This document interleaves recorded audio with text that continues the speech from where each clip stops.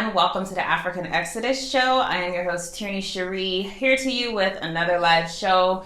Today, we're going to get started with some African news, but before I do want to remind you, if you have not already, please do join my Telegram channel. My Telegram channel is where I post updates and so that's a way to be connected that's not being censored the same way that things like YouTube or Twitter or Instagram are. So with that, we're going to get started with the first story.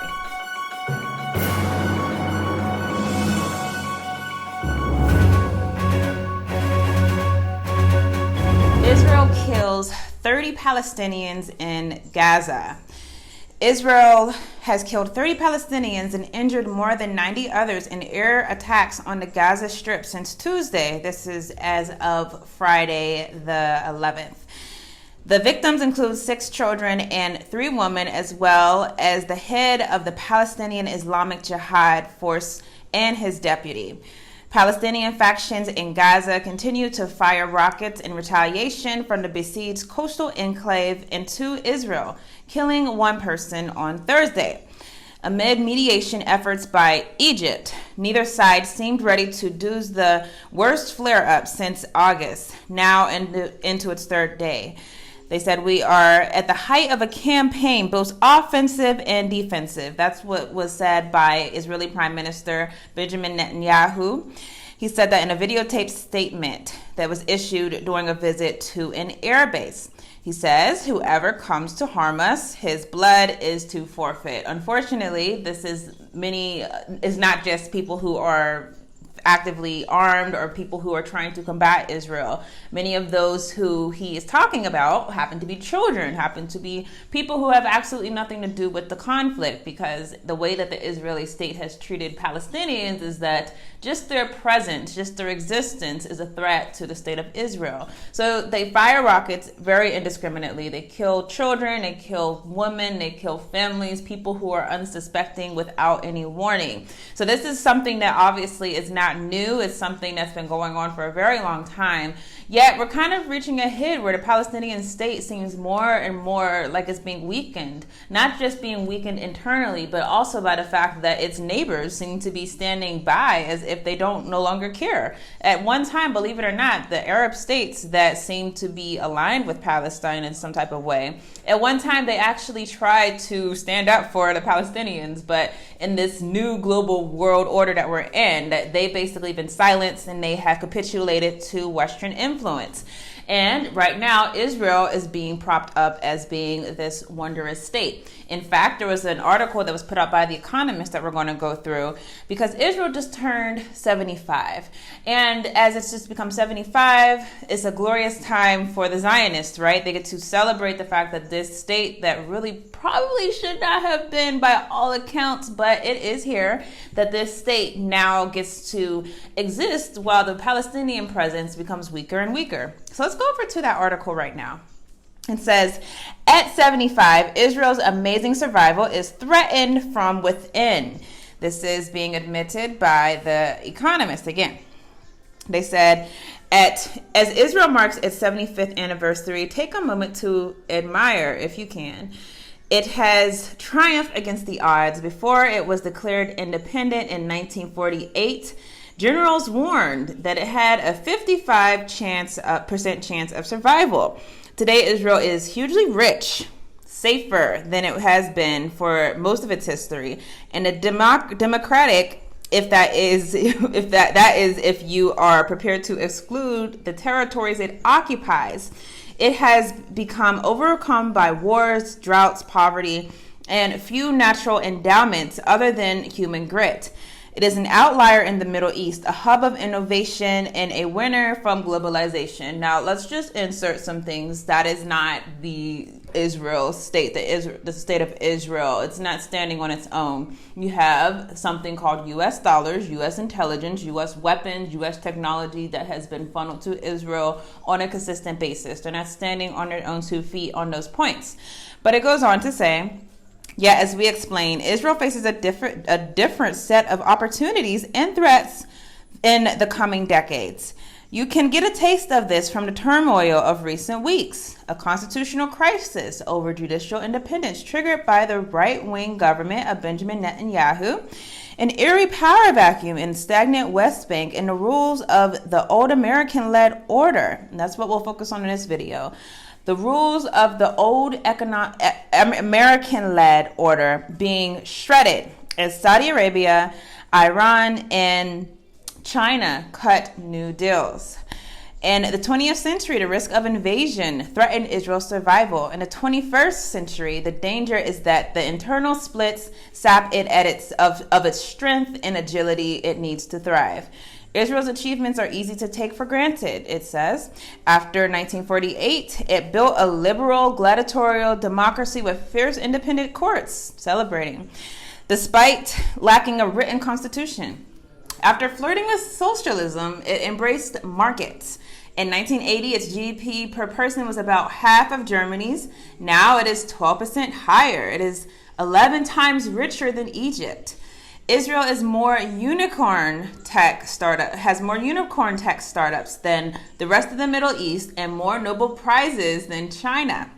It has navigated geopolitical shifts adeptly. After the Cold War, it absorbed 1 million Jewish migrants from the Soviet Union while maintaining its special relationship with America. Essentially, what they're pointing to is that Israel is under some type of a mystic authority, honestly. The way that they have been able to navigate the political sphere, particularly internationally. If you think about the fact that the United States, for example, what I covered in my last video, has given Israel so much money, so many tax dollars, if you're an American, have gone right to the Israeli state. And yet they don't even feel the need to listen to the United States on foreign policy points when it comes to Ukraine. They've basically decided that they want to be neutral. Despite that, you don't hear any calls from the U.S. or from the U.S. president to end a relationship with Israel. In fact, if the U.S. president was consistent and treated Israel the way they treated other places like South Africa, you would see a very different relationship playing out. Israel somehow has been able to maneuver different political alliances. It's been able to have relationships with Russia, relationships with China, relationships with all these states that seem to be at odds. And I think that their role inside of the globe is just going to increase in the years to come. Now it says the final shift is the advent of a multipolar world. It says America was the first country to recognize Israel in 1948 and has been its staunch ally. I repeat. America, in case you were confused, was the very first country to recognize Israel. That's a significant event. A more distributed global balance of power will create new opportunities for Israel, including links with its Arab neighbors and with China and India, which care little about Palestinians. Already, Israel trades more goods with Asia than America. The catch is that America still provides 66% of its arms imports and a de facto security guarantee that deters attacks, including from Iran.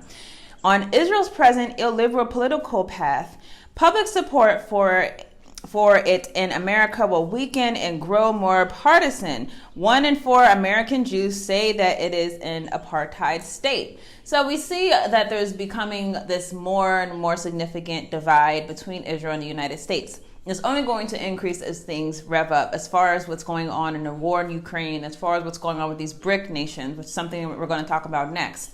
So if you understand what's happening, you see an alliance that is becoming more and more weakened because, number one, a lot of people, even in America, are starting to have a problem with the fact that their tax dollars are going to the slaughter of Palestinians or to a state that is not even beholden to American interests. And then at the same time, you have more alliances growing. And that's what we're going to see happen, I really believe, in the near future. But unfortunately, for most of the world, they're still going to be silent as Israel slaughters Palestinians because we know that's what they do. And they're still going to allow this not just genocide, but this complete takeover, this land grab to occur going on in the future. And we don't know when it's going to end, honestly. I mean, well, when will Israel be satisfied as far as how much land they're going to seize from the Palestinians? I don't know if they ever will. So what we need to definitely do is keep our eyes on what's going on as far as with these BRIC nations, because that alliance between Israel and the BRIC nations is what's going to be very significant in where the world is going forward. Speaking of BRIC nations, I'm sure many of you have heard, someone actually put me onto it on this channel, there is a new currency that is supposedly coming out from the BRIC nations. An article I'm about to read says that de-dollarization might finally be here. So let's investigate this. Is this new currency actually going to dethrone the dollar? Is this something that you should be worried about if you have US dollars? Let's find out. Talk of de-dollarization is in the air. Last month in New Delhi, Alexander Babakov, deputy chairman of Russia's State Duma, said that Russia is now spearheading the development of a new currency. Of course, because the United States forced them into this predicament. They literally froze them as far as everywhere that their US dollars could be used. So now they're doing the smart thing, finding an alternative, which really shows the self-destructive path that America foreign policy has really just shown us. I mean, basically, you're going to force a powerful entity into a corner to the point where they have to create their own currency. And then you can't be upset because ultimately, hey, you basically put all of these requirements and put all these sanctions on this country. So it's very questionable as to why the United States chooses to do things the way that it does. But, maybe you know something I don't. Now, it is to be used for cross-border trade by the BRICS nations. The BRICS nations, of course, are Brazil, Russia, India, China, and South Africa. Weeks later in Beijing, Brazil's president, Luiz Inácio Lula da Silva, chimed in. He said, every night, he has asked himself, and this is what everyone's probably asking himself right now, why all countries have to base their trade on a US dollar? I mean, it's a natural question. You have the United States, one singular country. Why does everyone have to base their currency on the dollar? So the article goes on to say that there are geopolitical politics among BRICS members, but they're also thorny. But a BRICS currency could represent cooperation in a well-defined area where stellar interests align. Countries like India and China may have security interests at odds with each other. And if you don't know, India and China, they're not really too good with each other, which is interesting that they're both BRICS nations. But India and China do share an interest in de-dollarizing. And we know that money, if anything, can motivate enemies to become friends. And they can cooperate on shared interests while competing on others. The BRIC would not so much snatch the crown off of the dollar's head as shrink the size of the territory of its domain. Even if the BRICS de-dollarized, much of the world would still use dollars and the global monetary order would become more multipolar than unipolar. Now, the multipolar agenda is something that has actually been foretold inside of the World Economic Forum. This has been a goal of theirs for a long time, but the way that they have put it basically is that you'll have more powers that are going to be collaborating with each other instead of having just the United States. So that's another thing that's important to understand, is that this is being planned out. This idea that the dollar would be de-dollarized, this is being planned out. And it's going to be done in such a way that you might not even notice the change all at once, but it'll be gradual. Because when you see the Federal Reserve making moves to basically digitize their currency, and then you see BRICS nations making moves to create a currency that very much could be a digital currency, that shows us that there's some type of collaboration that's going on behind the scenes. Do I think the US dollar will disappear? I think it will become insignificant. And then pretty soon, I think that all currencies, honestly, will disappear for a singular currency that will be marketed as being easy and accessible. We'll be told these stories about how people could go anywhere with this singular currency and how it will work for everyone. We'll be given these beautiful scenarios, and that's the way that things basically work as far as trying to convince us as far as why we should be doing things a different way. So that's what's happening with this BRICS currency. Supposedly, it's expected to come as soon as August. We shall see if that happens. Of course, this is coming at a pivotal time because the relationships between the United States and Russia and Russian allies, or countries that have said that they're not going to take a side inside of the Ukraine war, is worsening. So I'm very sure that this, if anything, will cause the United States to rev up the action as far as trying to isolate Russia and trying to destroy this new union. So we will see how this plays out. One country we know who is definitely feeling the heat right now for their relationship with China and for their relationship with Russia is South Africa. So get used to a world, African people, where basically your entire politics are going to be determinative of whether your government supports Russia or whether they support China or whether they support the United States. That's going to be the new narrative. That's going to be what puts you inside of a different place versus, or puts you inside of a different category versus other countries. Right now, South Africa, who has been actually vocally supportive of Russia a number of times since the beginning of the war, is paying for their outward support and paying for their actual support as far as their relationship with Russia, probably more than other BRICS members, because South Africa is the scapegoat inside of this situation. That's truly what I believe. The last thing the United States or any foreign or any of the powerful countries, the NATO countries, would want is for Africa to become under the control of the BRICS nations. That is because Africa is rich. Africa is strategically necessary for the continuation of these empires. And if China and Russia were to shut the United States or other NATO countries out of their politics, then those countries would basically that would be the death blow to the West. That would be the death blow to the United States foreign policy. That would be the death blow to NATO. So we see South Africa paying the price right now. So let's read the story. Ruben Brigetti claimed that a Russian ship was loaded with ammunition and arms in Cape Town last December. President Cyril Ramaphosa, his office said that it was disappointed by the claims and said that no evidence has been provided to support them. The country has maintained claims of neutrality in the invasion of Ukraine. Mr. Brigetti, interesting name, Mr. Brigetti said at a media briefing in Pretoria, and by the way, Brigetti is a U.S. ambassador. He said that Washington had concerns about the country's stated non-alignment stance on the conflict.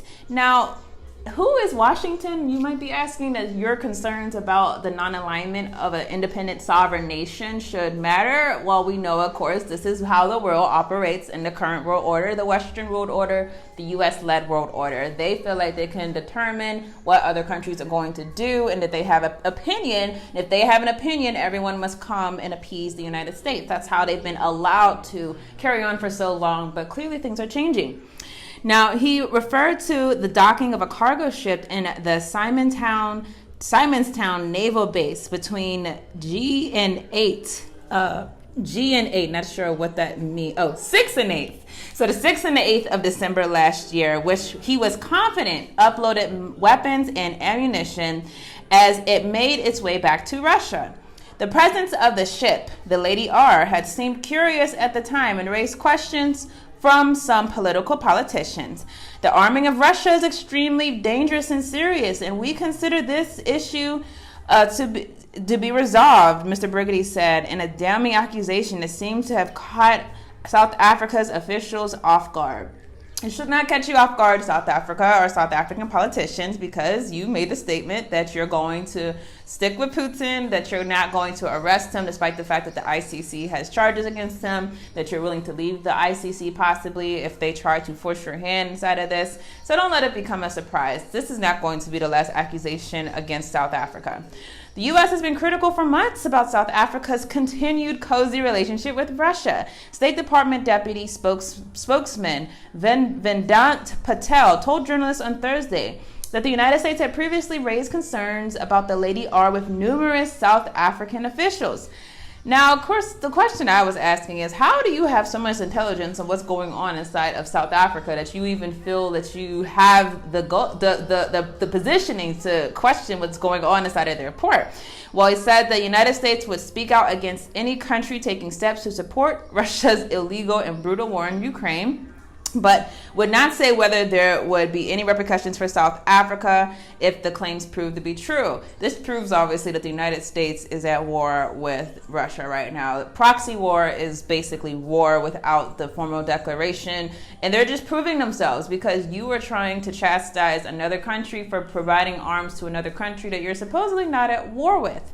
They said Washington has also expressed concerns about South Africa's participation in military exercises with Russia and China during the anniversary of the invasion of Ukraine. So Washington has a lot to say about South Africa. Like I said, I think South Africa is being the scapegoat out of this situation. Washington is very careful who they're going to pick with. They're careful not to pick with, for example, other BRICS members like India or other countries that might be of strategic importance to them because they see Africa as being, or South Africa specifically, as being a side of a weakened position. They're willing to pick these battles because what's South Africa going to do? We know South Africa would almost certainly never sanction the United States, especially because they have a minority that has power, but a white minority that has power that would obviously prevent that from happening.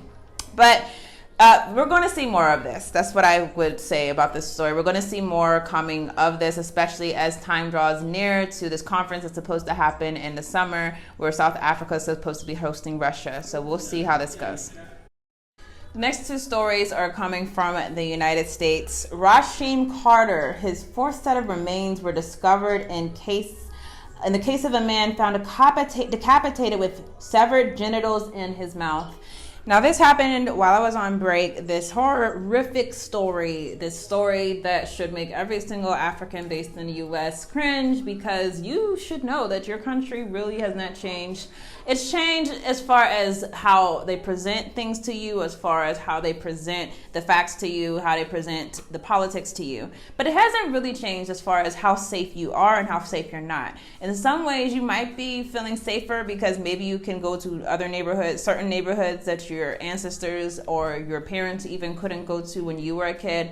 But in other ways, you will find other violence that's created by the state. So that's how the state keeps us suppressed. We might not find the same violence as far as a KKK riding around and burning churches.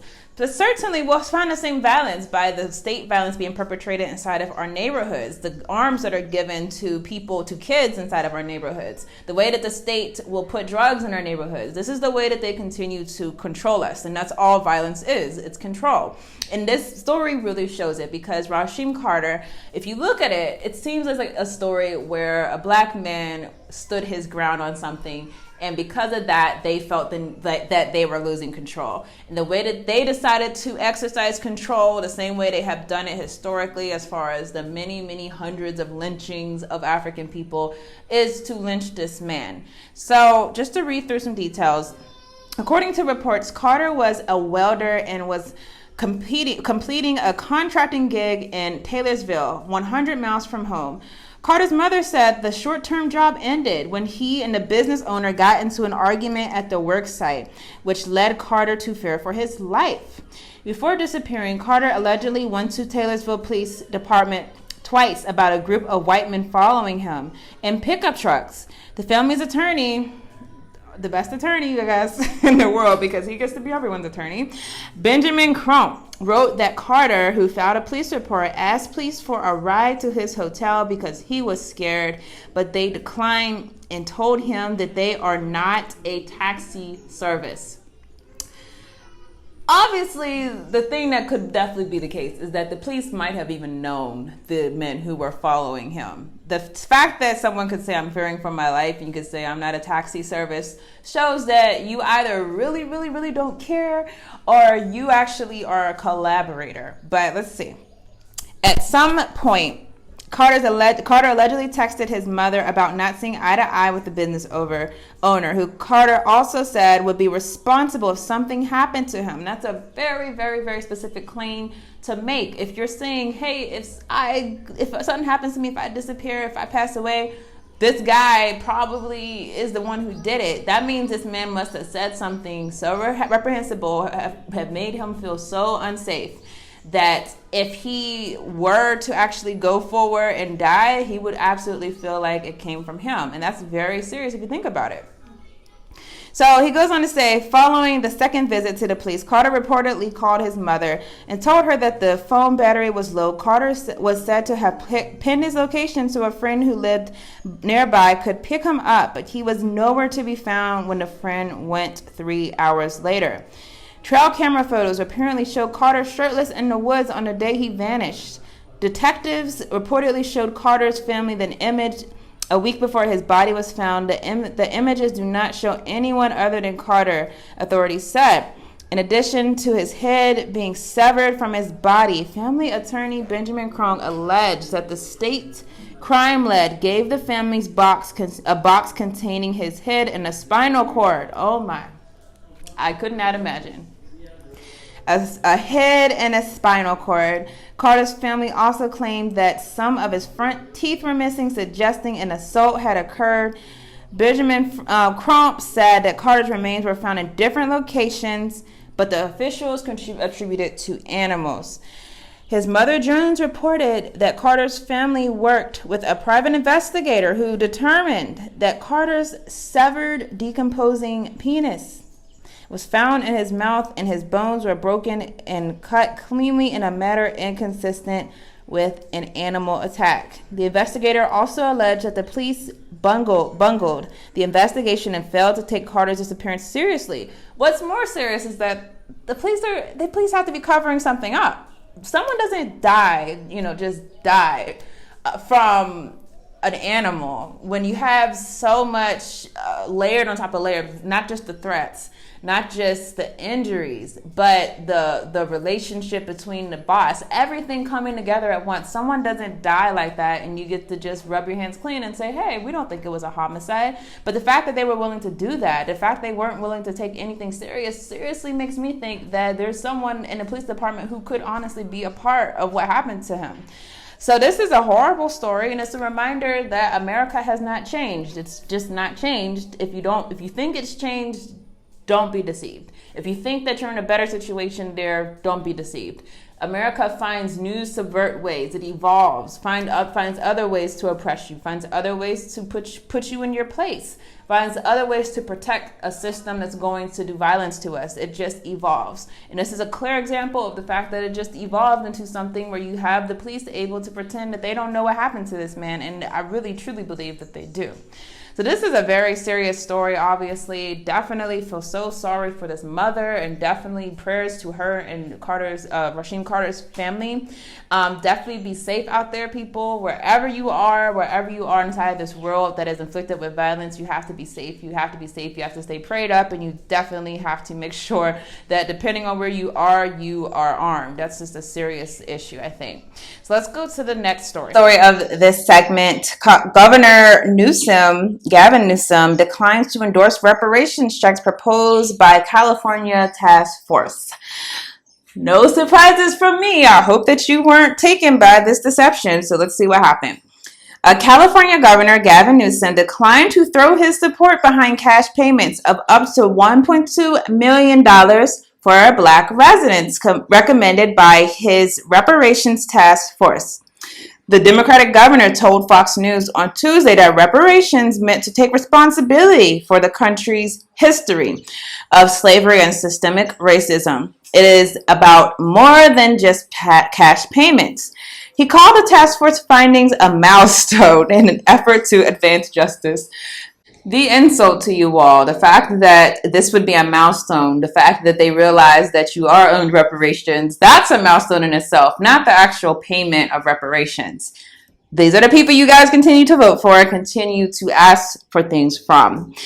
Now, Newsom said that he's all in favor for working to reconcile the original sin of slavery. He understands that history has shaped the country, though he isn't sold on making cash payments of up to $1.2 million per Black resident.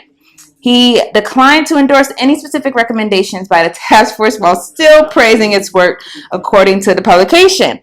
He said, many of the recommendations put forward by the task force are critical action items we've already been hard at work addressing. Breaking down barriers to vote, bolster the vote. That's what they care about. They don't care about anything else. They only care about your vote. Breaking down barriers to vote, bolstering resources to address hate enacting sweeping law enforcement and justice reforms to build trust and safety, which I'm sure has to do with giving more money to the police system, strengthening economic mobility, all investing billions to root out disparities and improve equity in housing, education, healthcare, and well beyond, which all of those things we should know are very abstract, and they're abstract for a reason. These are things that are not specifically aimed at you, that do not specifically benefit you, but we can say them because they sound good. Now, the 9-member committee voted in favor of several recommendations, including cutting eligible Black Californians a minimum check of $360,000. This report is not surprising. I hope you weren't surprised. I hope you didn't think California residents you were about to get paid. The country is not going to give you reparations without you forcing them to. And frankly, the ways that you force them to are not voting. So you have to rethink about what your strategy is if reparations are your goal. Now, while that is your goal, please do be taking actions to be self-sufficient from the system, understanding that the system has no plans to give you anything. How are you going to make sure that you as a people are able to stand on 2 feet? Because as we see, we're going to continue to be under violent oppression no matter what happens as far as who's in office, no matter how much we can vote. The reparations conversation has been derailed because there are so many opportunistic politicians who will tell you just enough for you to vote for them. They'll tell you just enough of the right things for you to look away. Just enough of the good things for you to think and hope, hey, maybe it will happen next time. So really, I really hope anyone who has their heart set on reparations sees this as a wake-up call. If anyone who's watched this channel for any amount of time knows that this has never been something that I have put focus on, and because the reason why I don't put focus on it is because I understand that reparations don't come when you don't have power, and power is not going to come whenever you're asking someone to do something for you. So please let this be a lesson. Without power, you can't get anything for your oppression today or yesterday. This fake idea that you can somehow achieve reparations by negotiating, by talking to the authorities. Understand, if they did give you anything, it would be something minimalistic, something that would still keep you in the position that you are in today as the Native Americans who have technically been given reparations, yet are still living on reservations and dealing with issues that are like housing or drug issues, so many issues that you would be surprised to know that they were given reparations in the first place. This is all they would give you. So hopefully this is a wake-up call. And for those of you who it's not, I guess you'll have to see again and deal with the same situation again before you believe that this country is not serious when it talks about reparations for you people. So that brings us to the end of this segment. Let's get ready for the next segment, Hidden Revelations. We're going to talk about, again, the Holy Land being Africa. Revolting again. The power structure. The American power structure? No. The French power structure? No. The English power structure? No. Then what power structure? An international Western power structure. You know, my mother had an expression: out of everything terrible, something good will come if you look hard enough for it. I think this presents us with some significant opportunities to make some real changes.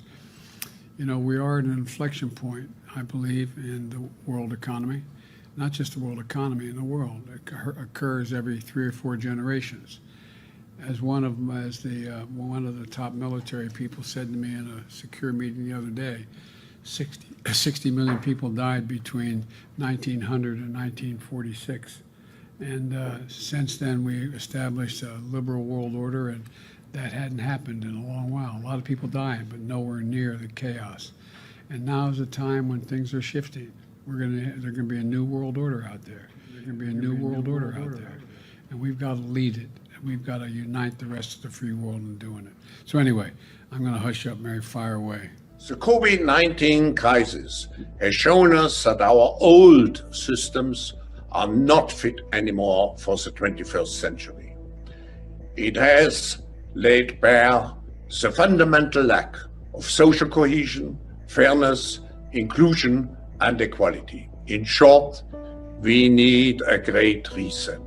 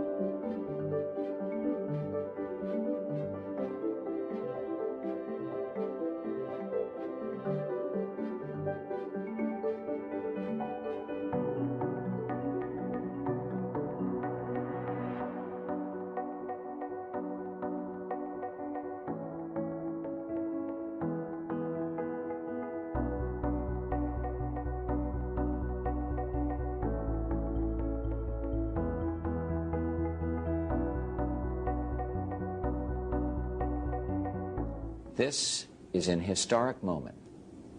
We have in this past year made great progress in ending the long era of conflict and Cold War.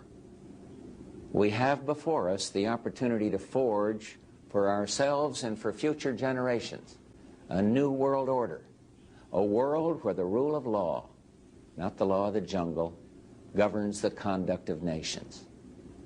When we are successful, and we will be, we have a real chance at this new world order, an order in which a credible United Nations can use its peacekeeping role to fulfill the promise and vision of the UN's founders. The US presidential motorcade arrives at the United Nations, passing the ever-present groups of demonstrators assembled on the other side of the road. A sense of anticipation in the General Assembly chamber, and a warm reception for Barack Obama as he walks to the podium, his wife seated among the heads of state and dignitaries. The time has come for the world to move in a new direction. We must embrace a new era of engagement based on mutual interest and mutual respect, and our work must begin now.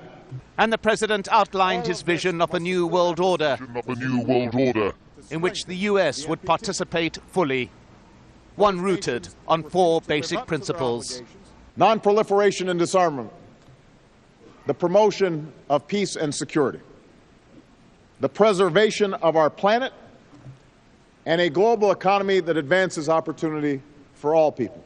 Among the speakers that followed the US president, the leader of Libya, Muammar Gaddafi, speaking at the UN for the first time after 40 years in power.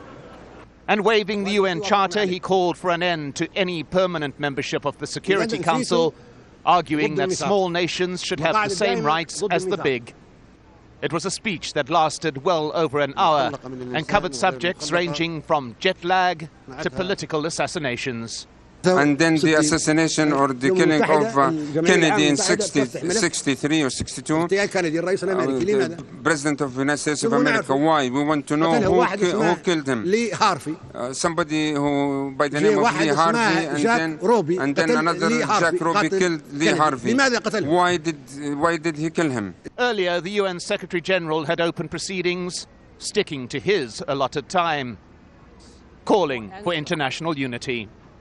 If ever there were a time to act in a spirit of renewed multilateralism, a moment to create a United Nations of genuine collective action, it is now. Now is our time, a time to put the united back into the United Nations. United in purpose, united in action. And a reminder that this UN building is due to be closed for renovation at the end of these proceedings. Our common ambition is to make this outward renovation the symbol of inward renewal. A renewal, importantly, in which the United States says it is willing to both lead and be part of.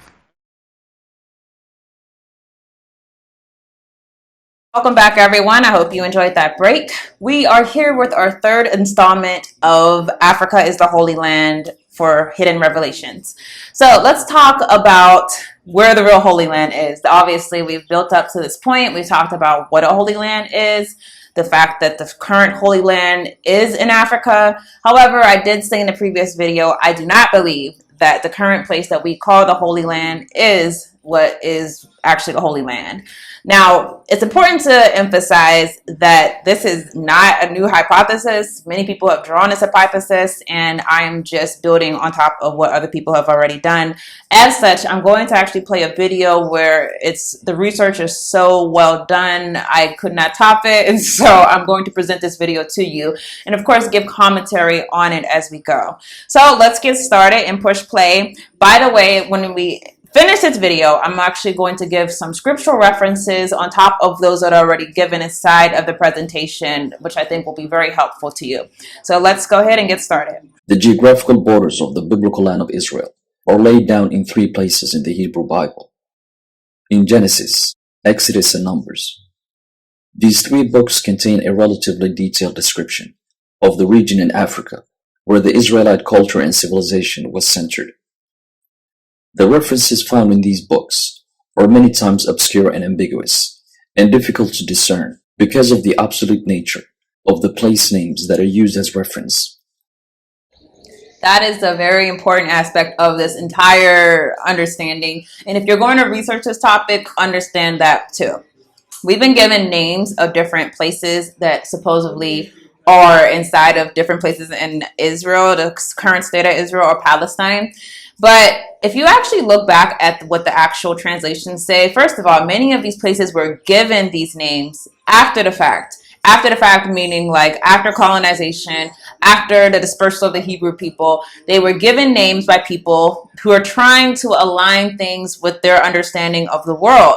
So we're going to talk about this one. They talk about this in this video. A big one that I was shocked to realize is that the name Euphrates that is given to the Euphrates River, if you actually research the name Parath, that river cannot be the river that's described in the Bible. And that, of course, completely changes the geography of where the Holy Land could be. So let's get started more into this, because this is going to be a frequent issue that you basically run into, is that biblical translators have applied their own locations to different names and basically not actually did the proper research to know if this place was actually But they still have preserved for us a rough picture of the borders of the region known in the Bible as the land of Israel. The first map is found in Genesis 15, in the passage where God describes to Abraham the area that would forever be inherited and occupied by his descendants.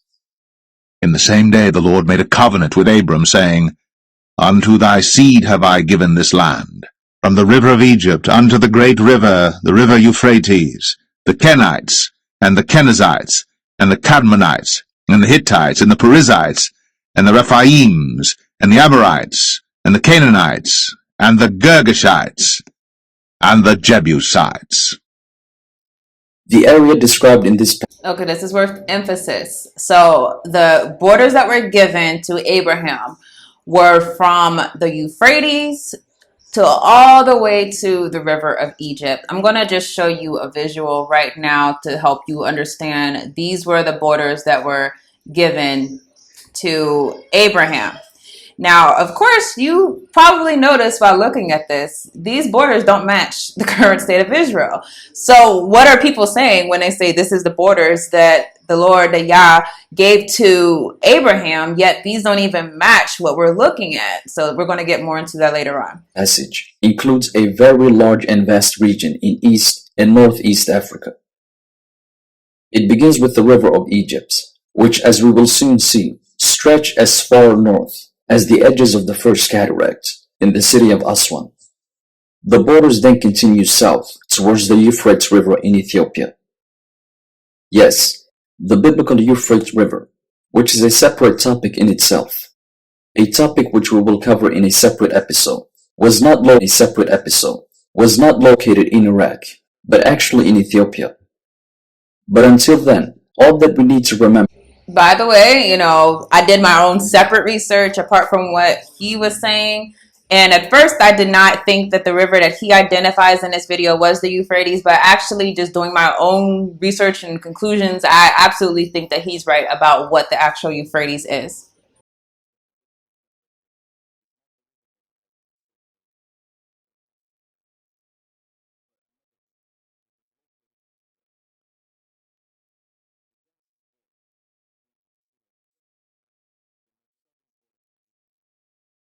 And they continue all the way down to Ethiopia. These borders are further elaborated by the next map.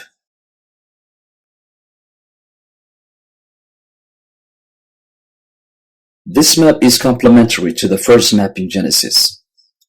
Unlike the Genesis map, I'm actually going to pause right now because this is an important issue to understand. I don't know if you've noticed it, but he shows the sea of reeds and in parentheses. That's because what translator said was Red Sea is actually not Red Sea. It's actually Sea of Reeds, which is actually not the Red Sea. So this is like a deep issue. Like you're going to keep encountering when you're trying to really decipher scripture, is that some translator puts their own understanding or their own thinking of the region basically into the text, and it doesn't match what the actual word was saying. Okay, everyone, you could definitely watch the full video, but I'm going to jump forward a little bit just so you can kind of see all the maps that were pulled together and essentially what his references were. This was the Qadim, or the eastern borders of the land of Israel. These four regions represent the borders of the biblical land of Israel, beginning with the first cataract in Egypt and stretching all the way down to central Ethiopia, and then from the Nile westward and going out at the Red Sea. This is the region that is known in the Bible as the land of Israel, the home of the Israelite culture of ancient East Africa. The Bible tells us that this entire region was once controlled by one Israelite king, King Solomon, during the golden age of ancient Israel, and that Solomon ruled from central Ethiopia all the way to the borders of Egypt. And at that time Solomon held a feast, and all Israel with him, a great congregation from the entering in of Hamath unto the river of Egypt, before the Lord our God 7 days, and 7 days, even 14 days. Archaeology has somewhat confirmed that there was a monolithic culture that occupied this area before the establishment of the Demot culture, and that this monolithic culture later became unified and known as the Demot civilization.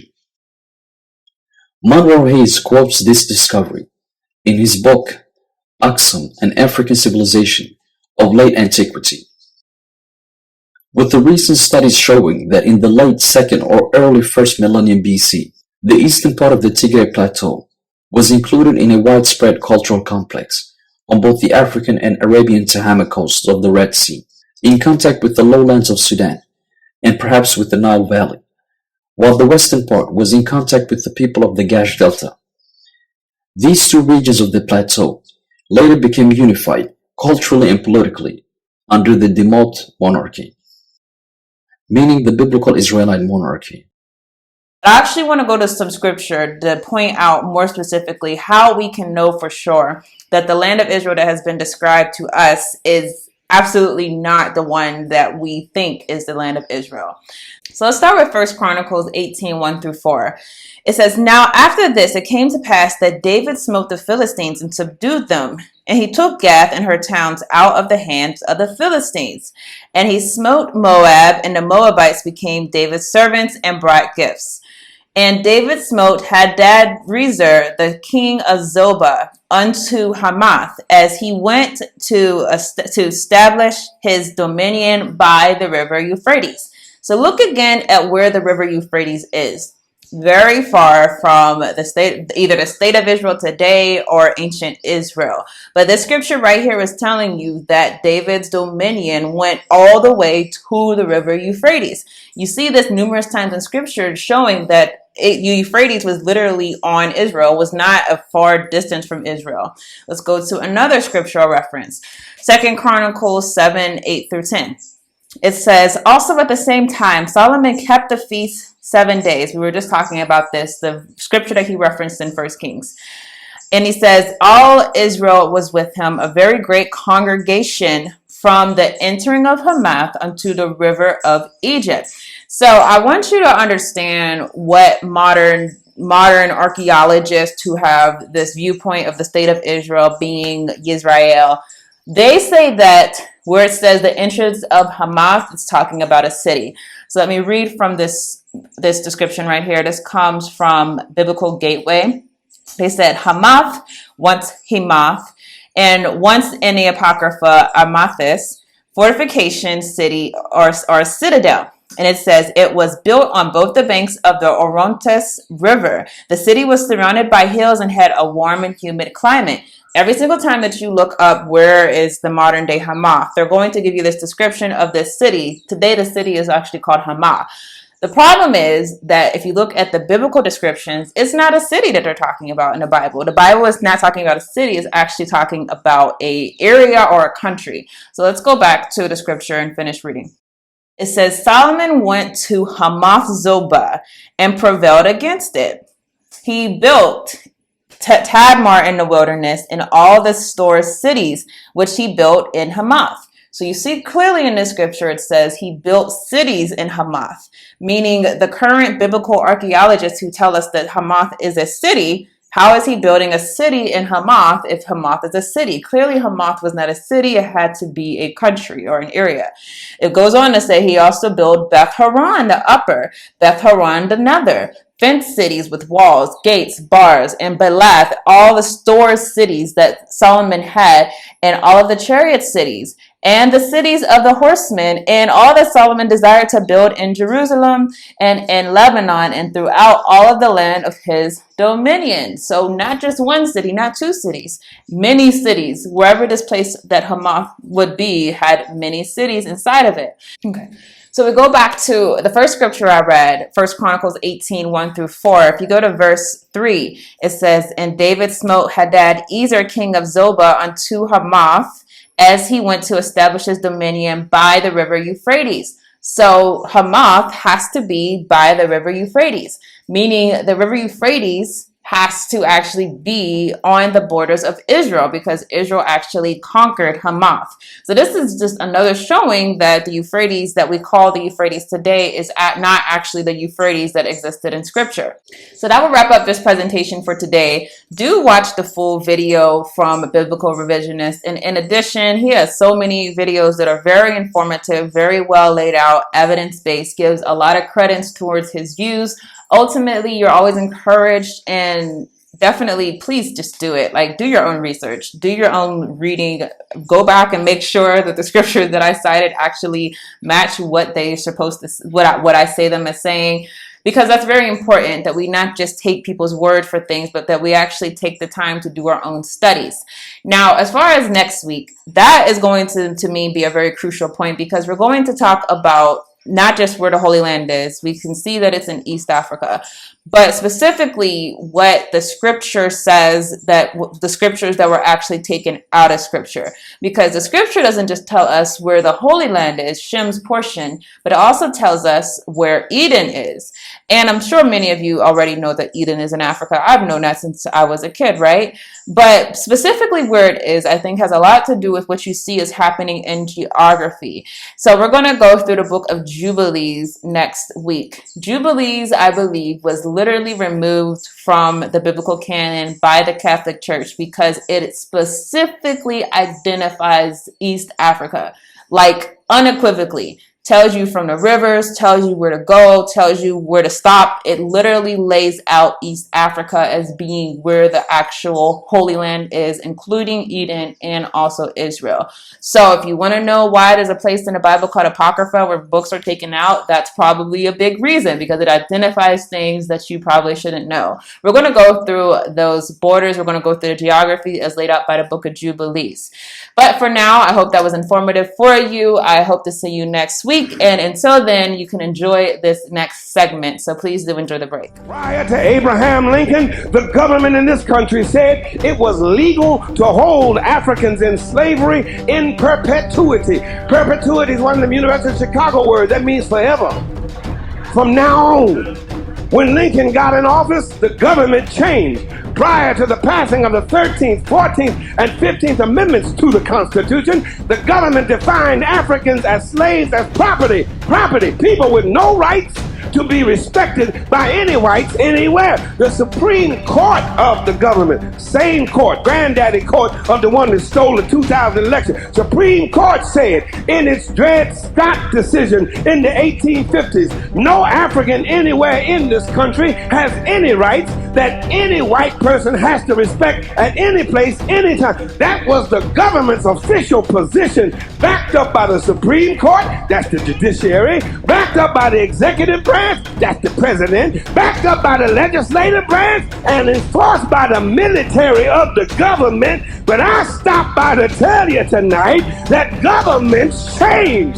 Prior to Harry Truman's government, the military in this country was segregated. But governments changed prior to the civil rights and equal accommodations laws of the government in this country. There was back segregation by the country, legal discrimination by the government, prohibited blacks from voting by the government. You had to eat in separate places by the government. You had to sit in different places from white folk because the government said so. And you had to be buried in a separate cemetery. It was apartheid American style from the cradle to the grave, all because the government backed it up. But guess what? Governments change. Where governments lie, God does not lie. Where governments change, God does not change. And I'm through now. But let me leave you with one more thing. Governments fail. The government in this text, comprised of Caesar, Quirinius, Pontius Pilate, Pontius Pilate. The Roman government failed. The British government used to rule from east to west. The British government had a Union Jack. She colonized Kenya, Ghana, Nigeria, Jamaica, Barbados, Trinidad, and Hong Kong. Her navies ruled the 7 seas all the way down to the tip of Argentina in the Falklands. But the British government failed. The Russian government failed. The Japanese government failed. The German government failed. And the United States of America government, when it came to treating her citizens of Indian descent fairly, she failed. She put them on reservations. When it came to treating her citizens of Japanese descent fairly, she failed. She put them in internment prison camps. When it came to treating the citizens of African descent fairly, America failed. She put them in chains. The government put them on slave quarters, put them on auction blocks, put them in cotton fields, put them in inferior schools, put them in substandard housing, put them in scientific experiments, put them in the lowest paying jobs, put them outside the equal protection of the law, kept them out of their racist bastions of higher education, and locked them into positions of hopelessness and helplessness. The government gives them the drugs, builds bigger prisons, passes a 3-strike law, and then wants us to sing God Bless America. No, not God Bless America. God damn America, that's in the Bible, for killing innocent people. God damn America, for treating our citizens as less than human. God damn America, as long as she tries to act like she is God and she is supreme. The United States government has failed the vast majority of her citizens of African descent.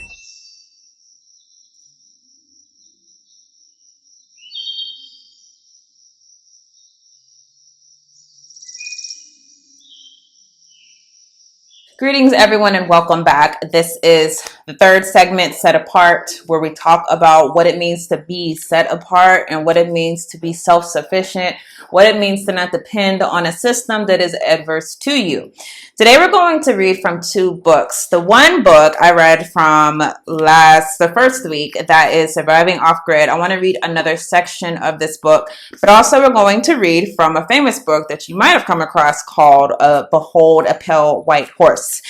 Today, what we're going to talk about is The Matrix. And I know you're probably sick of different references to The Matrix, saying that, oh, you didn't take your red pill, or hey, you're in the Matrix because you do this, you do that. The Matrix obviously is a very, very overused metaphor, but it fits so many circumstances, so you can't blame the fact that it's overused. Now, the Matrix, though, that I want to talk about is Western society. I more so now than ever, now that before when I've gone and visit Africa, but especially now that I'm living here, I recognize that outside of this global south, where people are starving in certain places, where people are struggling in certain places, where people are really fighting day to day in a different way, or where people are thriving also, and people are learning to take care of themselves without the system. See, there's two sides to this, right? I realized that inside of this global south, that the Western lifestyle is literally like a matrix, because you're given this life where you think that this is what life is about, but then you realize that the vast majority of the world is not living your existence. That doesn't mean that your lifestyle doesn't matter. It doesn't mean that you're living less than, but it does mean that if you don't take serious knowing what it is to be able to be self-sufficient, that you will basically be in the matrix. You'll basically be connected to a machine that's showing you what to do, showing you what you want to see, giving you your appearance, showing you what your life is like, instead of actually being inside of the world and enjoying the world for what it is. So I want to read from Behold a Pale White Horse first, because it gives this very good analogy. And I haven't finished this book, by the way. I'm still reading it. But when I read this the other day, it really jumped out at me. And I said, wow, this is a very good analogy for what it is like living inside of the West. And it talks about us living in a womb. And I think that's the analogy that I'll continue to use on this channel, is basically, are you in the womb? So here's what it says. I'm reading from page 59. From the time a person leaves its mother's womb, its every effort is directed towards building, maintaining, and withdrawing into artificial wombs. Various sorts of substitute protective devices are shells. The objective of these artificial wombs is to provide a stable environment for both stable and unstable activity. Ooh, I want to read that again. So you're in the womb. That means you have a stable environment for both stable and unstable activity, meaning things might be unstable, but your environment tells you that everything is stable. To provide a shelter for the evolutionary processes of growth and maturity, i.e. survival, to provide security for freedom, and to provide defensive protection for offensive activity. Read that again. Not just survival, but to provide security for freedom and to provide defensive protection for offensive activity. That shows you basically that even though you are living inside of a state that's doing things offensively, you are of the illusion that you are protected. This is equally true of both general public and the elite. However, there is a definite difference in the way each of these classes go about the solution of problems. So it goes into details about the political structure of a nation, dependency. The primary reason why the individual citizen of a country creates a political structure is a subconscious wish or desire to perpetuate their own dependency relationship of childhood. Simply put, they want a human God to eliminate all risks from their life, pat them on the head, kiss their bruises, put a chicken on every dinner table, cloth their bodies, tuck them in to bed at night, and tell them everything will be all right when they wake up in the morning. This is a clear indication, by the way, whether you're actually following Yahuwah, the Elohim of the scriptures, or whether you're following this man-made creation of a God. Because what does the scripture say? It says the kingdom of God suffers violence, but the violent take it by force. Meaning our life is not to basically be here and just get day-to-day affirmation and be treated like a child. No, there's actually some warring that you have to do. There's actually some taking of territories that you have to do. There's actually some action that is required. But if you are of the opinion that, you know, your life is just your clothes, it's your bed that you get tucked into at night, then you're not living in the actual word that was given to us of how we're supposed to live our lives. Now, going to the next page, it says, this public demand is incredible, so the human God, the politician, meets incredibly with incredibility by promising the world and delivering nothing. Again, why do you elect politicians that you know are not going to do anything or not going to deliver? Because you have this need in your mind that you have to be led by someone, even if they're not going to do what they said they're going to do. Who is the bigger liar, the public or the Godfather? This public behavior is surrender born of fear, laziness, expediency. Meaning, I don't want to deal with the reality of what I'm dealing with, so let me push that responsibility onto you, politician. It is the basis of the welfare state as a strategic weapon useful against a disgusting public. And trust me, I'm not someone who buys into stereotypes of welfare queens or anything like that. But it's very true if you understand that there is an incentive by the welfare state to create a lack of awareness about your own necessity to be able to survive, to make you think that you need the state in order to do anything. Some people become into this mentality where they actually think that the Democratic Party is not just a political party, but they think it's their daddy. They think that they're going to deliver for them on their promises and that they're going to carry them into the next level of life. That's just not going to happen. So understand, this is a deception. They want you to think that they're there for you, that they're there to take care of you, but clearly they're not. Now, one more part, it says, most people want to be able to subdue and or kill other human beings which disturb their daily lives, but they do not want to have to cope with the moral and religious issues, such as an overt act on their part might raise. Therefore, they assign the dirty work to others, including their own children, so as to keep the blood off their hands.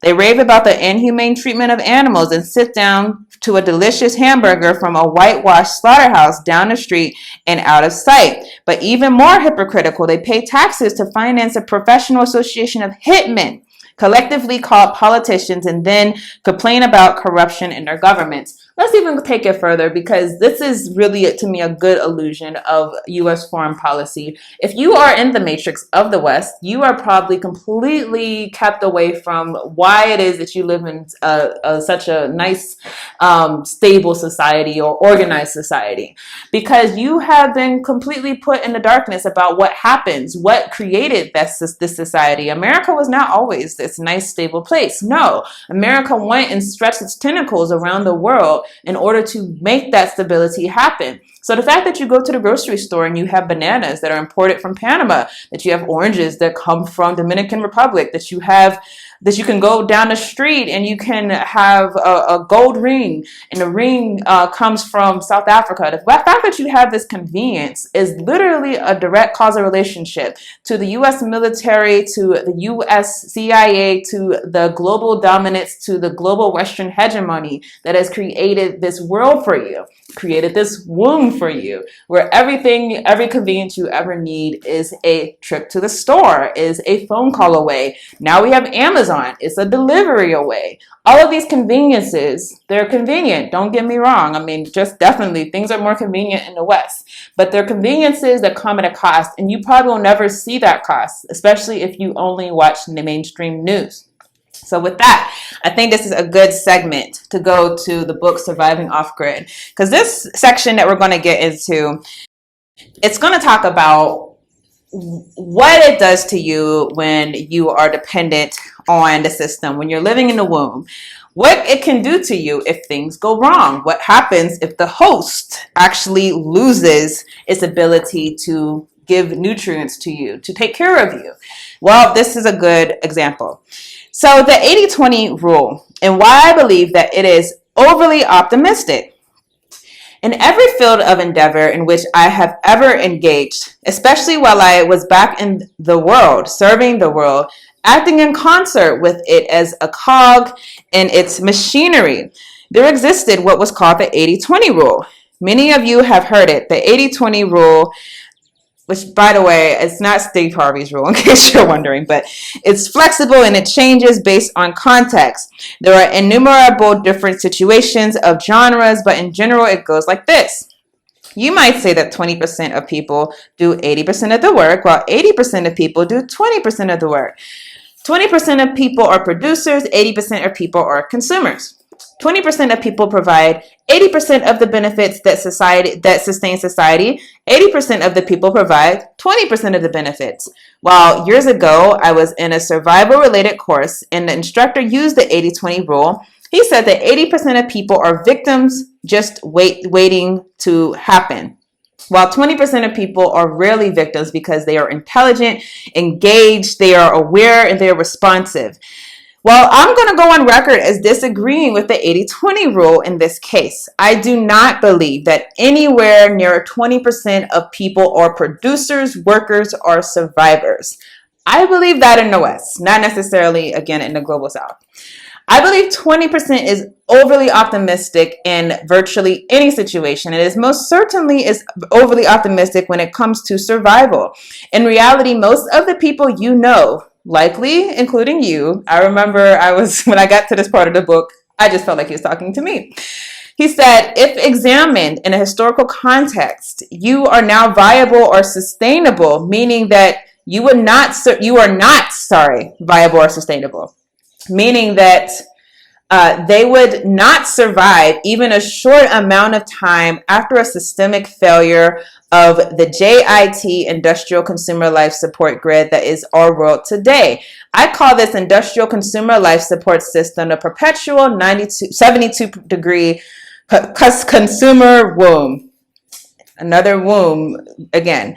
So if a situation was to arise where people were forced, even for a short amount of time, say for weeks or months, to live exactly as their grandparents did, or their great-grandparents did, or ancestors lived, they would die off in massive numbers in a very short order. And just give this picture.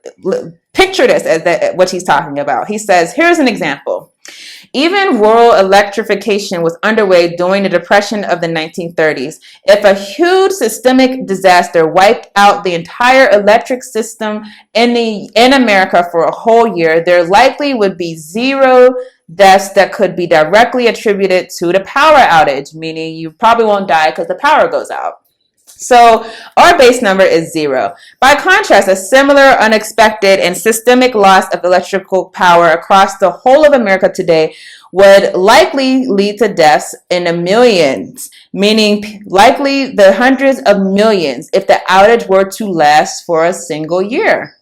Which is not even, let it last for a month, people are going to die, right? Let it last for a week, people are going to die. Industrialism coupled with modern consumer capitalism has created generations of non-viable, meaning people who are unable to survive outside of the artificial womb of JIT life. Are you able to survive outside of the womb? Each generation more non-viable than the one before it. Absolutely. It's funny, like even one generation, how you find out what your parents did and it's like, what, you had to do that to actually live? Yeah. And if you go further back, people actually live without electricity. He goes on to say, each people with individuals who cannot and would not survive even the mildest of interruptions in goods or services without massive government outlays and government rescue programs. He says, we need to look no farther in our history books than Hurricane Katrina in 2005. Hurricane Ike in my state of Texas, to say how absolutely necessary massive government interventions with funds and materials are to short-term survival of modern man. In every case during the last several decades where massive disasters have been recorded, there has always been, however weak and or slow it may appear, an outside source of stability that was ready and able to jump in and provide aid and comfort to those who are otherwise unable to survive and support themselves. When hurricane after hurricane punished Florida and the American eastern coast in 2004, aid poured in almost immediately from the rest of the country and around the world. What happens when the response is not immediate, like Katrina? When Hurricane Katrina, historically not the biggest or most devastating, but it destroyed New Orleans, we saw the almost instantaneous devolution of society that saw the monstrous result of carnal people being stripped of the support structure that has become necessary to sustain them. Even those who did survive well enough, who did not riot, who did not loot, or who did not kill or rape, these are bolstered and supported by the knowledge that help was coming, and with an understanding that they could hunker down and wait it out. They would soon be returned to their former state of dependency on the system which sustains them. But what if it doesn't come? Now, this is interesting. Obviously, again, I told you all there's some views that this writer has that I definitely do not share. He's obviously someone who has a look at something like Hurricane Katrina, like, oh, look at those dependent people. We know all segments of society suffer from the same dependency. This is not something special to people who are inside of New Orleans versus people who are in Florida. America, period, is a womb. Now, something though that we do have to consider about when it does come down to the mentality that some of us can have in natural disasters. I don't know if you've ever seen the episode of Boondocks. If you haven't, when the cousins from New Orleans come during Hurricane Katrina, and his whole demeanor was, "Hey, cousin, let me sit here, borrow from you. Let me just chill with you. My check is coming, the government's going to come through. My check is coming, the government's going to go through. The FEMA check's going to come through." Ultimately, it doesn't go through, right? Because the government failed. Now, if the government fails, are you going to be inside of a position where you're like, dang, now I'm basically screwed up? That happened to a lot of people, and that continues to happen all throughout different segments of society because the government will fail you, especially when you look like us. Now he says, "I'm going to make a statement that might shock some people, and you would do well to ruminate on it for some time." He said, I believe that if tomorrow there were some sort of massive and comprehensive systemic disaster resulting in a loss of JIT goods and services and a loss in available grid electrical power and water, and if that disaster, whether man-made or natural, caused a scenario when omnipresent paternal government could not or would not be able or willing to send any appreciable aid for a long period of time, that fully 1/2 or more of the population of the United States, or of just about any country for that matter.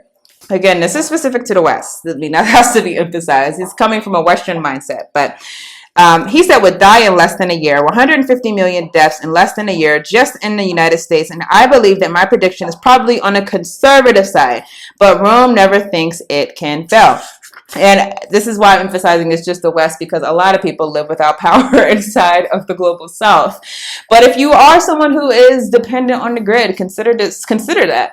If the electric grid were to go down where you are, if it were to go down for a week, if it were to go down for a month, if it were to go down for months, how long could you survive? Are you just holding off until the government can step in, until the government can come and put it back up? Or are you basically put in a situation where if they don't come put it back up, you're screwed? That's an important thing to ask. He said most people who read that might scoff or deny that such devastation could be possible.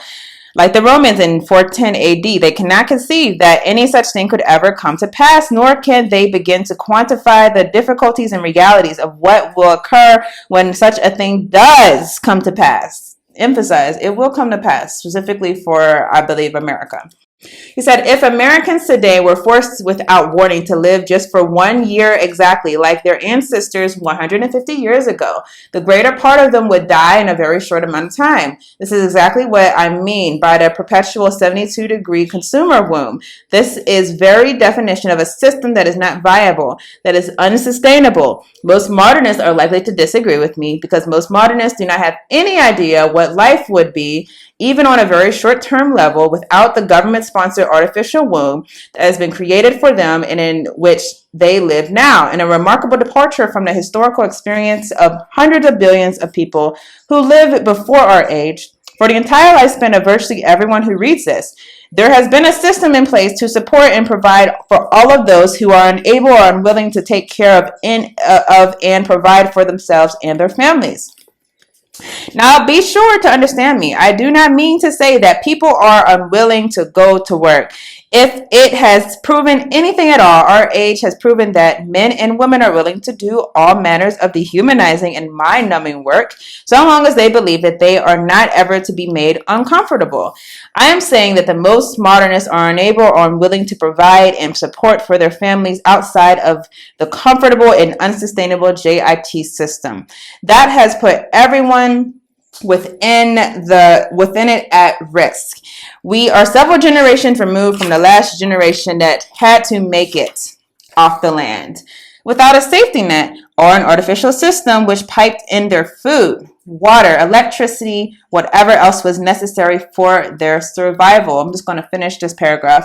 Even when the term survival, as it is most commonly used today, implies lasting or making it through to a time or a place where the artificial womb of government or industry supplied material comfort and safety is in place. Meaning when you talk about survival, it's probably just survive until the government can come and help me. Most survival instruction and materials are predicted on the idea that survival means to persevere until help comes, until normalcy returns, which means that this type of survivalism assumes an eventual return to the crippling and atrophying way of life that put people at risk in the first place. Now, in and of itself, in the short run, there is nothing wrong with this type of survival if it is necessary and it works. The problem is that so long as we deny that our current system of life and living is unsustainable, we will refuse to move towards a more realistic and honest system of life and living. Today, whether one agrees with it or not, every person who lives dependently on the system of JIT supply and security of his modern urban culture is in daily peril of that very likely and impending reality where the system itself collapsing and is either irreparable or it cannot be restored to its former condition.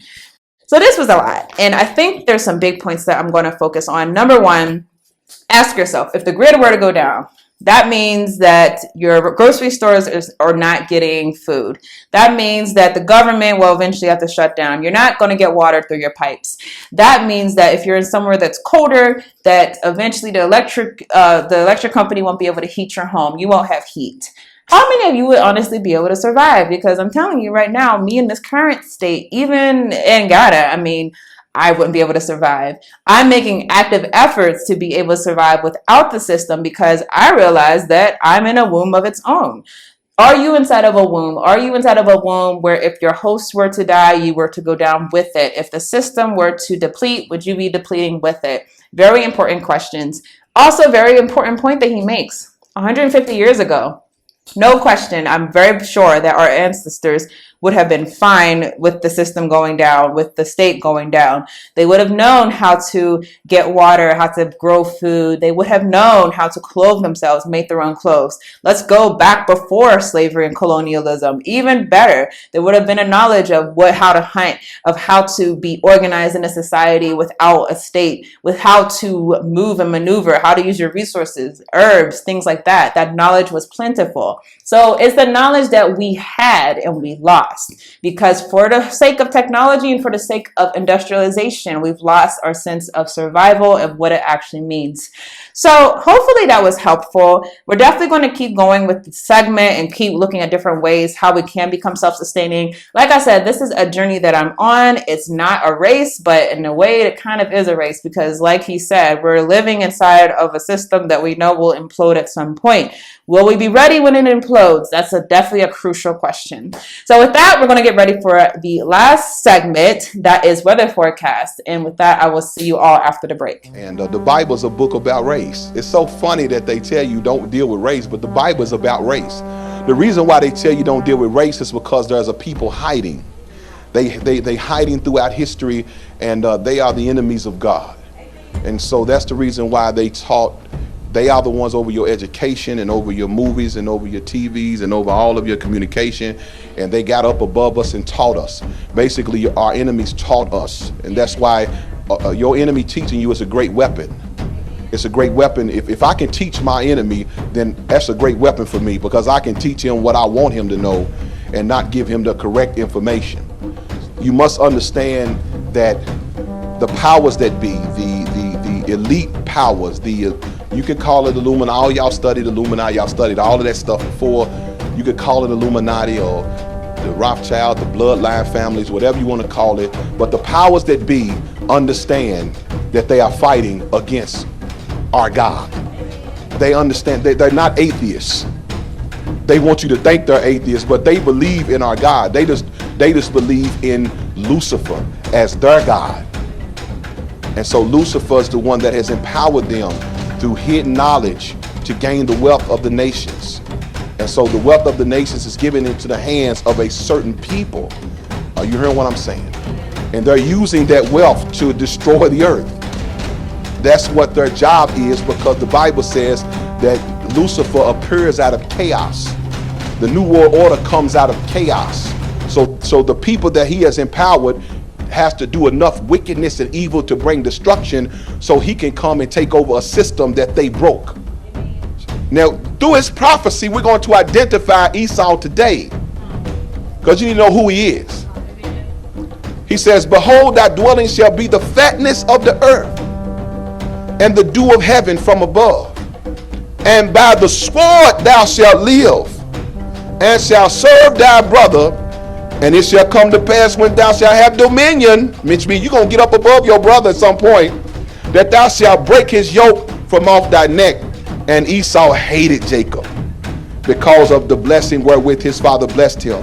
And Esau said in his heart, the days of mourning for my father is at hand, and I will slay my brother Jacob. Now God has released a prophecy over Esau. Y'all got what I'm saying?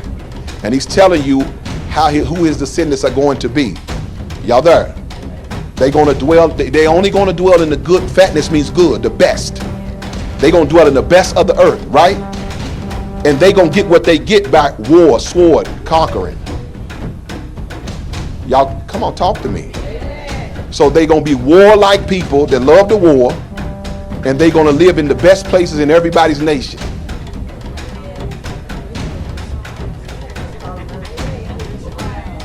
This is Esau. Matter of fact, I think it was last week, I think we was going somewhere, and my mother said something like, why is the level of hate against black people the way it is? Why is so much hate?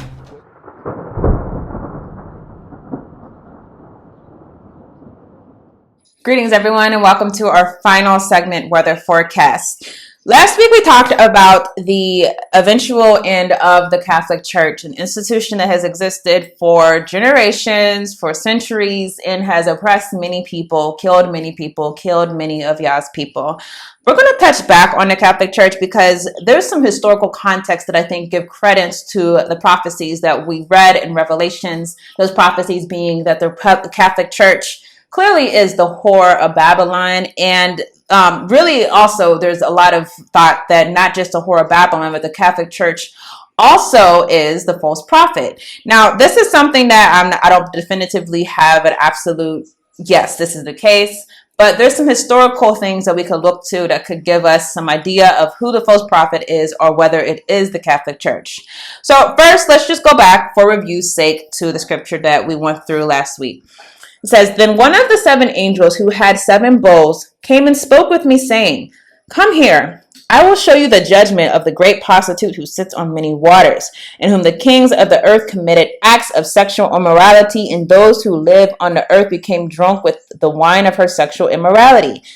Emphasize, the kings of the earth became drunk on the wine of her sexual immorality. Many rulers, many monarchies, many presidents, many dictators all came to this same entity and basically engaged inside of sexually immoral acts with her. And he carried me away in the spirit into a wilderness, and I saw a woman on a scarlet beast full of blasphemous names, having 7 heads and 10 horns. We spoke last week about those 10 horns being 10 nations, particularly 10 nations that are predicted inside of the book of Ezra, the second book of Ezra. The woman was clothed in purple and scarlet. Purple and scarlet, I didn't say this last week and I forgot, but that's another indication that this woman has to be the Vatican and Catholic Church, because these are signature colors utilized by the Pope. And adorned with gold and precious stones and pearls. Think about all of the riches that the Vatican, that the Catholic Church has taken in from raiding different countries in the world. Many riches. It's a very rich institution. If you go to the Vatican, you just see crazy amounts of money that has been plundered from them over the years. And going forward, it says, so the woman was clothed in purple and scarlet and adorned with gold, precious stones, and pearls, holding in her hand a cup full of abominations and of unclean things of her sexual immorality. And on her forehead a name was written, a mystery, Babylon the Great, the woman of prostitutes and of the abominations of the earth. And I saw the woman drunk with the blood of the saints and with the blood of the witnesses of Yeshua. When I heard her, I wondered greatly. And the angel said to me, why do you wonder? I will tell you the mystery of the woman and the beast that carries her, which has 7 heads and 10 horns. He said, the waters which you saw where the prostitute sits are peoples and multitudes and nations. Clear indication that colonialism is a part of the legacy of this institution. And the 10 horns which you saw in the beast these will hate the prostitute and will make her desolate and naked and will eat her flesh and will burn her up with fire. For Yah has put it in their hearts to execute his purpose by having a common purpose and by giving their kingdom to the beast until the words of God be fulfilled. The woman who you saw was the great city which reigns over the kings of the earth.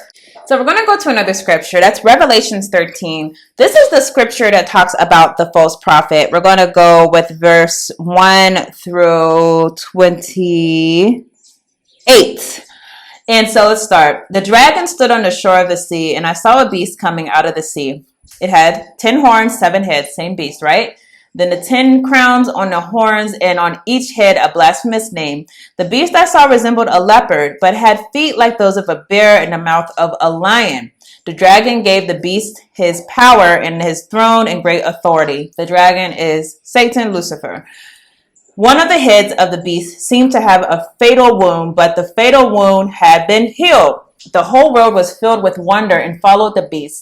People worshiped the dragon because he had given authority to the beast. And they worshiped the beast and asked, who is like the beast? Who can wage war with it? The beast was given a mouth to utter proud words and blasphemies, to exercise its authority for 42 months. It opened its mouth to blaspheme Yah and to slander his name and his dwelling place and those who live in heaven. It was given power to wage war against Yah's holy people and conquer them, meaning this false prophet was given the authority to raise war with Yah's people.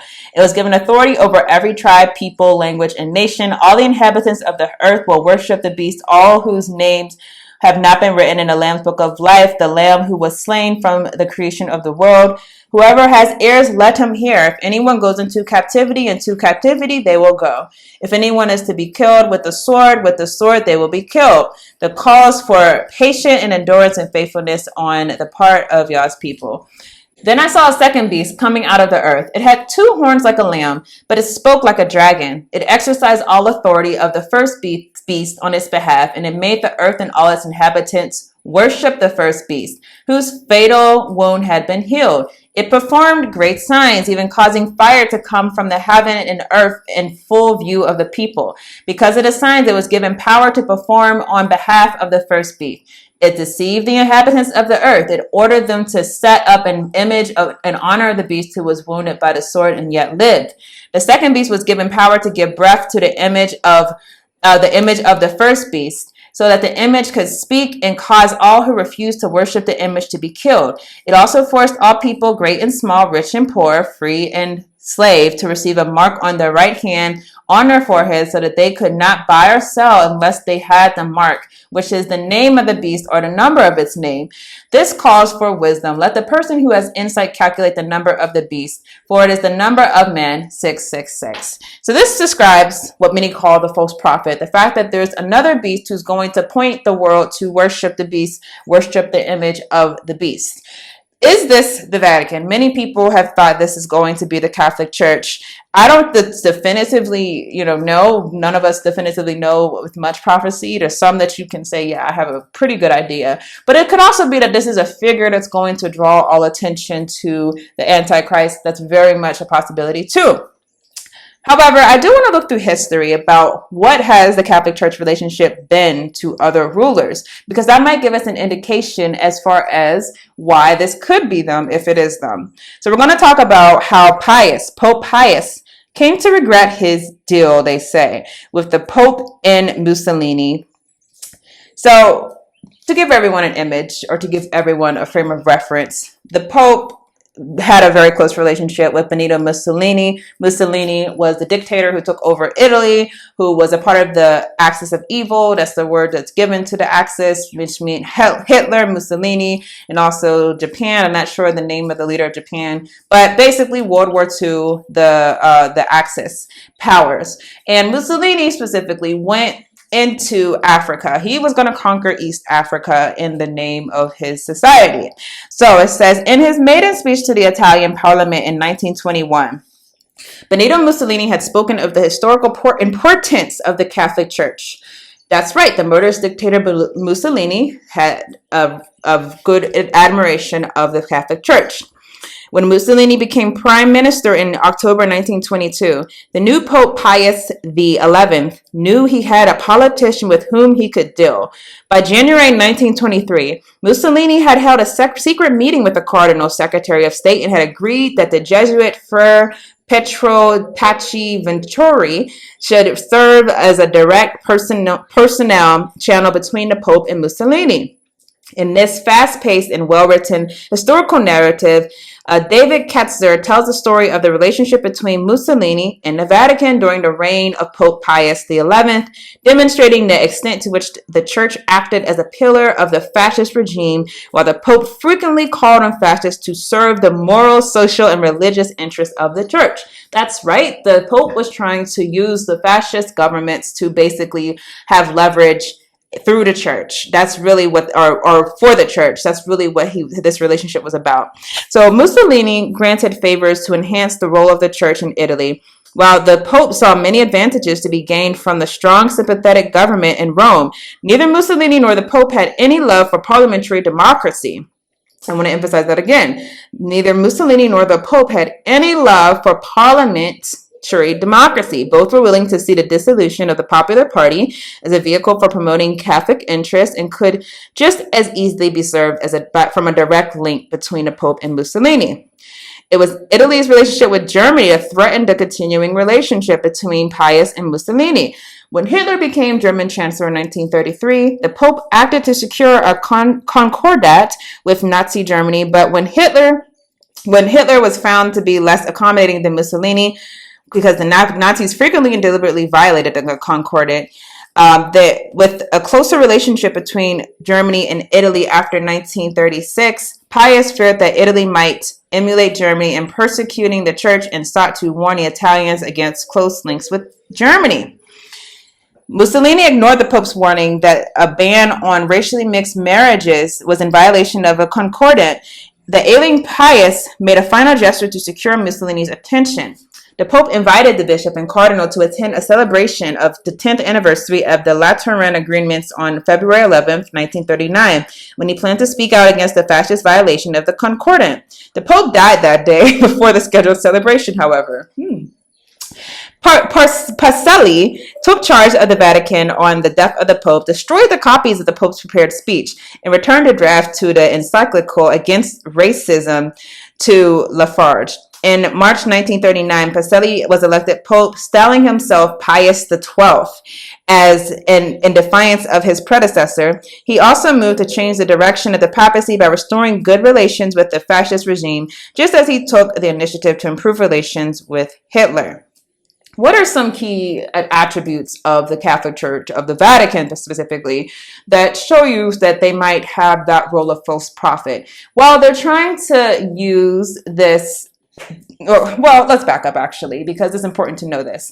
When it comes to Mussolini, when it comes to Hitler, when it comes to these dictators, there are different people who will rise up in history who give the appearance of being that final Antichrist. There's a very interesting documentary on History Channel, in fact. So as this documentary breaks down, even Nostradamus, who was a mystic, said that he foresaw that there were going to be these three big figures who were going to be like an Antichrist. The first being Napoleon, and I think we'll talk about Napoleon next week, by the way. The other one being Mussolini, and the third one has yet, or not Mussolini, Hitler, and the third one has yet to appear. There are different times in history where the beast system thinks it's their time to rise, and so that time of World War II with Hitler was really taking over the whole world. Mussolini was really taking over his section of the world. Japan was really taking over their section of the world. I believe that those people who were at that time alive believed that this was their opportunity, this was their chance to seize power, that essentially Hitler was going to be the Antichrist. They believed that he was going to be the one. Because of that, you saw the institutions that supposedly hate Hitler now, right? All coming around him and trying to bargain, trying to make cozy, as they did with other leaders in the past. So as the scripture prophesies, there will be many Antichrist figures who arise throughout the world, throughout the generations. That doesn't mean that they're the Antichrist. I believe that the Pope thought that Hitler was going to be that end time leader. I think that they actually believed that, and that's why they were trying to negotiate and trying to have a good relationship with them. However, the Pope or Hitler basically pushed him off, but the later Pope was able to make more cozier with Hitler and also Mussolini again, right? But you see the same tug of war as far as trying to have good relations with the power that's going to be possibly the dictator of the entire world. That's a key indicator of the false prophet. So it is a possibility. I do definitely believe that that could be the false prophet. The only problem I see is that most people do have not too good of a view of the Pope today. It's not like back in the day where it's like, oh, everyone just loved the Pope. Now today, more people have some reasoning or question things and don't necessarily take the narrative that's given to them. But it doesn't mean that that's not going to change in the near future, because all you need is a quick change of action or something that's going to happen that's beyond your control. And all of a sudden, those figures who are supposed to be hated by you can all of a sudden become someone who you love. We've seen this happen many times throughout history. So what he was doing with Mussolini, who also could have been an antichrist figure, was trying to cozy up to him, because this would be the person, if he were that end time figure, who he would have to have basically handed over power to, pointed people in his direction. This is the person who we've been waiting for. This is the person that's going to liberate us, who's going to free us from all tyranny, Mussolini or Hitler or whoever it would be. That's one indicator that I do think that the Catholic Church could definitely be the false prophet. But like I said, we don't know certain things for sure. I don't know if there's enough evidence to definitively say that. Just by the way, if you don't know, during World War II, the Catholic Church was doing something else that was very suspect. They were actually going into Ethiopia, they were using Mussolini to go into Ethiopia to take what we know is the Ark of the Covenant. I want to briefly read this to add more context onto its role inside of history. So we're going to scroll down some. Okay, so we have Italy. Considered Ethiopia to be in its sphere of influence. It was one of the few African countries which still preserved its independence and was free from Europe. Abyssinia was quickly overrun by Italy. The League of Nations issued their protest. It seemed that only the Vatican kept quiet while Mussolini was going into Italy. Some speculate that the Vatican blessed the Italian invasion of Abyssinia for its own reasons.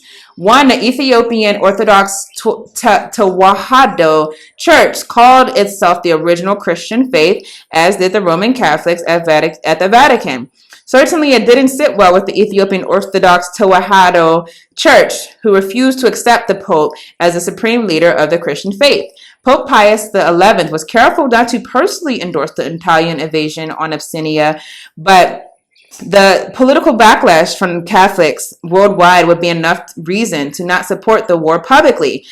But many people believe that Mussolini obtained Vatican support for the invasion. This was in part because it would allow the Vatican to submit the Ethiopian Orthodox Church to its will.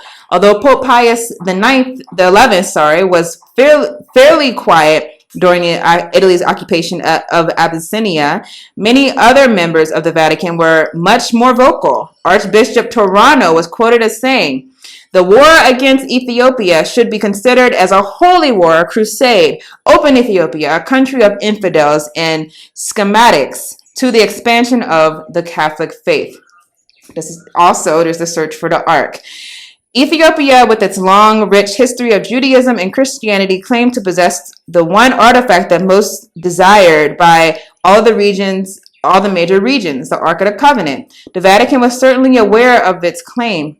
Some speculate that the Vatican, as the representative of Christianity, wanted the world's holiest artifact in its possession. So they say Christianity. This, too, put them at odds with the Ethiopian Church. The Ethiopian Church has long had a history of moving the Ark for safekeeping. After the residing of Lake Tana Islands for more than 800 years, it was eventually moved to Axum in 333. On multiple occasions, the Ark was under threat. Guardians once again returned it to Lake Tana. In some instances, it relocated to other areas such as Gondar, the caves of the Siman Mountains in Siwa, and the Zawe Islands, and elsewhere. As expected, Ethiopian religious officials claimed the Ark was moved from Axum during the Italian Occupation, to make matters even more confusing, the Amhara tradition also states that the exact copy of the Ark is in St. Mary's Zion Church, and the original Ark of the Covenant is in Ambese, the lion mine. On the other hand, the St. Mary Zion Church claims that they have the original. So this is some context, some interesting context, because if this is the case, it's very possible that the Vatican was trying to use Mussolini as a way to get the Ark of the Covenant, which gives more question to the idea of whether the Vatican is actively trying to play that role of the false prophet. Imagine if the Vatican had their hands on the Ark of the Covenant, how the whole world would be in awe. In fact, that reminds me of another topic that we won't get into today, but maybe in another day, of Bluebeam, Project Bluebeam. Imagine covering this great artifact, an end times artifact, and having it at the right time. But that just gives context that the Vatican was not in a ambivalent position at the time when Mussolini was in Italy, and might have had ulterior motives. So like I said, next week I think we're going to look at one more historical example of them showing this behavior of cozying up to leaders. We're going to focus on Napoleon. But for now, I hope you all enjoyed this show. Please do remember to subscribe on Telegram. If you have not already, just click the link down below. And I hope to see you all next week.